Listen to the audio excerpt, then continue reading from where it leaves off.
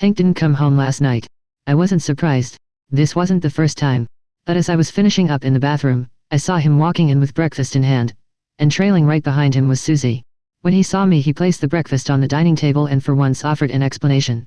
We stayed out late last night. Susie was scared to be alone, so I sent her home. It was already the middle of the night, so I just slept over. Susie, clinging to his arm, chimed in, her tone laced with mock innocence. That's right, Pearl. You're not mad, are you? I nodded without speaking. Hank seemed to pick up on my coldness, and with a rare gentleness in his voice he placed the breakfast down and tried again. Didn't you say you've been wanting to see the new movie? I have time today. I can take you. That movie, praised by everyone since its release, had been something I asked him about again and again. Each time he'd turned me down, claiming he was too busy with work. Yet just a few days later, I saw him in Susie's Instagram post. The best movie with the best person, was the caption. Though their faces weren't visible, the picture of their hands intertwined said more than enough. Even if I hadn't seen his face, I would have known it was him. The faint trace of perfume on him, now not mine, made my decision easy. No need, I said, my voice calm. I've got something to do today. A flicker of discomfort crossed his face, like he hadn't expected the rejection. He opened his mouth to say something else, but Susie had already made herself comfortable on the couch, looking at me with wide-eyed innocence.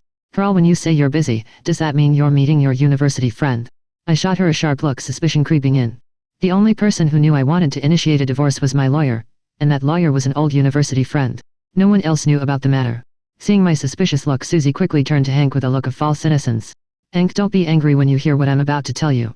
A few days ago my friend told me they saw Pearl with her university friend at a CAF acting. She paused deliberately, feigning hesitation before continuing in a softer, fearful tone, intimate. But maybe my friend was mistaken. After all, how could Pearl ever cheat on you? She loves you so much, Hank. The moment those words left her mouth, Hank's face twisted in fury. Without warning, he slammed his hand down, sending the vase on the table crashing to the floor, shattering into 1,000 pieces. His eyes burned with rage as they locked onto me. Pearl, so you are not coming to the movies with me because you're sneaking around with another man? Do you think you're being fair to the child you're carrying? I glanced at the shards scattered across the floor but said nothing. Before I could speak, Susie, pretending to be the peacemaker, jumped in again.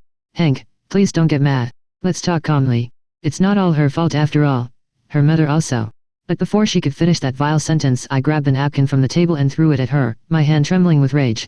She could slander me all she wanted, but she had no right to insult my mother. The napkin left a red mark on her, and she immediately looked up at Hank with teary, wounded eyes. As expected, he rushed over to her, lifting her arm in concern. Seeing her pitiful expression, he glared at me, pointing his finger with unrestrained fury. Pearl, you've disappointed me beyond words. Even if what Susie said wasn't true, you had no right to lay a hand on her. His accusations came rapid fire. You should know better, th. I cut him off sharply, my voice cold. So you know she's lying. His face froze, caught in his own words, but it quickly shifted back to self-righteous indignation as he pointed at me again. Yes, I saw it to that day. But even so, you're still wrong to hit her. Apologize to Susie now, or we're getting divorced. A chill ran through my body, spreading like ice. I stared at him in disbelief, still holding on to a shred of hope, a final attempt to salvage what little remained between us. Hank, I said, my voice slow but steady, I've scheduled an abortion. Will you go with me tomorrow?